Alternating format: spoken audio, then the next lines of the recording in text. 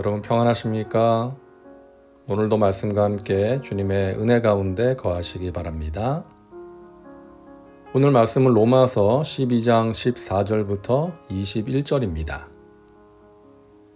오늘 말씀은 인간관계에 대한 말씀인데요. 13절까지가 교회 안에서 성도 간의 관계에 대한 내용이었다면 14절부터는 세상을 향한 성도의 자세, 불신자와의 관계를 포함한 인간관계에 대한 내용입니다. 먼저 18절을 보면 모든 사람과 더불어 화목하라고 말씀합니다. 할 수 있거든 너희로서는 모든 사람과 더불어 화목하라. 싸우지 말라는 것이죠. 적을 만들지 말라는 것입니다. 그런데 단서가 붙어 있죠. 할 수 있거든. 우리가 모든 사람과 화목하게 지내려고 해도 안 될 때가 있습니다. 한계가 있다는 것이죠. 나는 화목하게 지내려고 노력을 하는데 상대방이 거부할 수도 있고 계속해서 이유 없이 나를 핍박할 수도 있는 것이죠. 그런 사람과는 화목하려고 해도 어려울 수가 있습니다. 하나님은 우리에게 100%를 요구하시는 게 아니에요. 그래서 할 수 있거든 이라고 말씀합니다.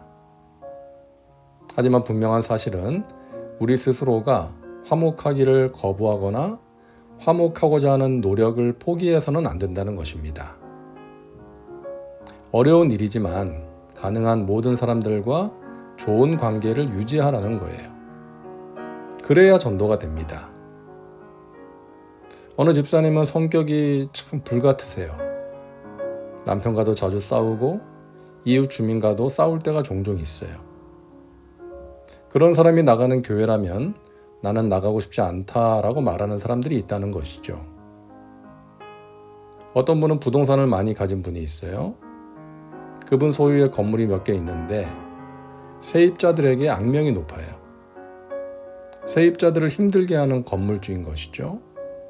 그 지역에 전도의 걸림돌이 되는 것을 보았습니다. 하나님의 영광을 가리는 것이죠. 우리가 지역사회에서 사람들과 좋은 관계를 가져야 하는 이유입니다. 우리가 악을 만날 때가 있습니다. 그 악을 이기는 방법이 선을 베푸는 것이라고 말씀합니다.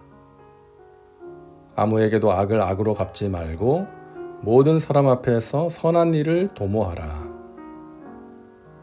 악을 악으로 갚으면 악에게 지는 것입니다. 누가 나에게 악을 행할 때 우리 안에 생기는 본성은 복수해주고 싶은 마음이죠. 너가 나한테 그랬어? 너도 똑같이 당해봐라. 그러면서 똑같이 하나요? 더 심하게 하죠. 그것이 우리의 본성입니다. 그런데 그렇게 하면 똑같은 인간이 되는 거예요. 우리도 악한 사람이 되는 것입니다.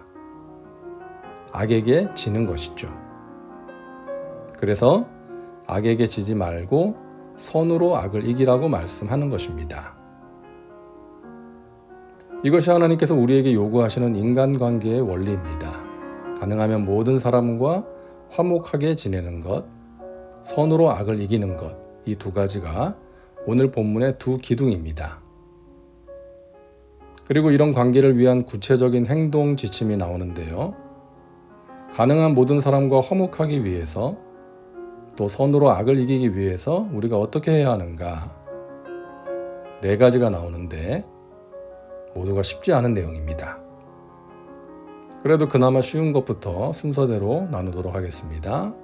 첫째, 겸손하라는 것입니다. 서로 마음을 같이하며 높은 데 마음을 두지 말고 도리어 낮은 데 처하며 스스로 지혜 있는 채 하지 말라. 여기서 서로 마음을 같이 하며 라는 말씀에 들어있는 의미는 상대방의 입장에서 생각하므로 상대방을 이해한다는 의미가 있습니다. 내 불쾌한 감정을 잠시 내려놓고 저 사람이 왜 그랬을까를 생각해 보는 것이죠. 높은 데 마음을 두지 말고 도리어 낮은 데 처하며 내가 낮아지고 겸손해져야 상대방을 이해할 수가 있는 것입니다. 어떤 사람이 겸손할 수 있습니까? 하나님의 사랑을 경험한 사람이 겸손합니다. 십자가의 은혜를 아는 사람이 겸손합니다. 나는 정말 죽어 마땅한 죄인인데 하나님의 사랑으로 구원받았다. 이 사실을 알고 하나님 앞에서 낮아진 마음으로 다른 사람을 대하는 것이 겸손입니다. 둘째, 함께 하라는 거예요. 즐거워하는 자들과 함께 즐거워하고 우는 자들과 함께 울라. 자, 함께라는 표현이 2번 강조되고 있죠. 함께 즐거워하고 함께 울라. 기쁨과 슬픔을 함께하는 것입니다. 참된 사랑은 함께하는 것이죠. 예수님께서 우리를 사랑하시기에 볼지어다 내가 세상 끝날까지 너희와 항상 함께 있으리라 라고 말씀하십니다. 인간관계에서 중요한 것은 함께하는 것입니다. 슬픔을 함께하고 기쁨을 함께하는 것이죠. 이것도 쉬운 일이 아닙니다. 왜요? 상대가 누구냐에 따라서 달라지기 때문이죠. 내가 평소에 좋아하던 사람이 슬픈 일을 당하면 함께 눈물 흘릴 수 있는데 별로 감정이 좋지 않았던 사람이 슬픈 일을 당할 때 그때도 진정으로 함께 슬퍼할 수 있느냐? 이것은 우리가 쉽게 대답할 수 있는 문제가 아닌 것 같습니다. 더 어려운 일은 이웃이 기쁜 일을 만났을 때 진정으로 함께 기뻐하는 것입니다. 사촌이 땅을 사면 배가 아프다고 내 가까이에 있는 사람이 잘 되는 것을 은근히 시기하고 견제하는 심리가 우리에게 있기 때문이죠. 하지만 그런 마음을 극복하고 기뻐하는 자와 함께 기뻐하고 슬퍼하는 자와 함께 슬퍼하라고 말씀하십니다. 사이가 좋고 나쁘고를 떠나서 기쁨과 슬픔을 함께 나누라는 것이죠.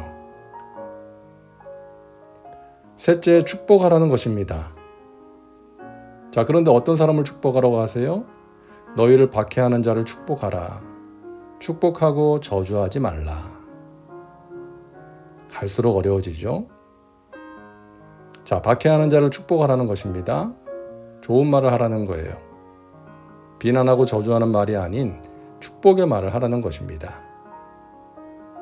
우리는 누군가에 대해서 안 좋게 말하기가 참 쉽습니다. 누군가를 세워주고 칭찬하는 것보다 깎아내리기가 쉽죠. 그런데 그것은 하나님의 뜻이 아니고 하나님께서 기뻐하시지 않습니다. 그렇기 때문에 허무한 거예요. 남는 게 없습니다. 나 자신과 다른 사람에게 아무 유익이 없는 것이죠. 우리의 말은 영적인 세계와 연결이 됩니다. 우리의 말을 하나님이 들으시고 마귀도 듣습니다. 어떤 말을 하느냐에 따라서 누구의 도구가 되느냐가 결정되는 것이죠. 그래서 저주하지 말고 축복하라는 것입니다. 우리의 말을 점검해 볼 필요가 있습니다. 내 입에서 축복의 말이 많이 나오는가? 비판하고 비난하고 불평하는 말이 많이 나오는가? 자, 마지막 4번째로 대접하라는 것입니다. 내 사랑하는 자들아, 너희가 친히 원수를 갚지 말고 하나님의 진노하심에 맡기라. 기록되었을 때 원수 갚는 것이 내게 있으니 내가 갚으리라고 주께서 말씀하시니라.